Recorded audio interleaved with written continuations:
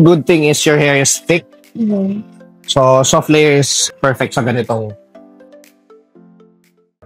Haircut lang ba tayo? Yeah. Ano yung haircut? Parang similar din sa ginawa mo sa akin dati. I Last like, time? oo. Ang ganda ng pagka-grow out niya eh. So, more of like layers. No? And then, siguro hanggang, Collarbone, lower collarbone. yeah, mga ganun. Yeah. Yung left. Tapos bahala ka na sa layers. Pero you wanted soft layering lang. Mababang layer. Ano ba yung dating gawa mo sa akin? Last time, mababang layer. Oo. Kasi Parang parang- mention. Oo. Pero you want mababa na may bangs. Yeah, medyo. Layer. Yeah. Like, Pang face framing. Like that. Yeah, like that. Diba? Kapag pero maganda siya. ang haba na Perfect nga. yan sa mga soft layer pag ganyan. Yun nga, para medyo magnipis yung itsura niya. Correct. Sige, pawash ko muna. Alright, Ah. sure. Soft layer. Tapos, umalakas ang fringe.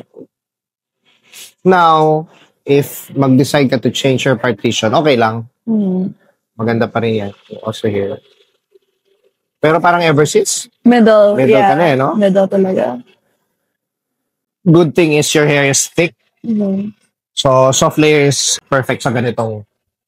Yan. Tapos next time, kukulayin natin. Yeah. Yung color melt. So, basically, it's dark hair. Mhm. Then eventually, it gets lighter.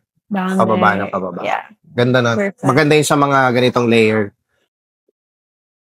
Thank you. Thank you.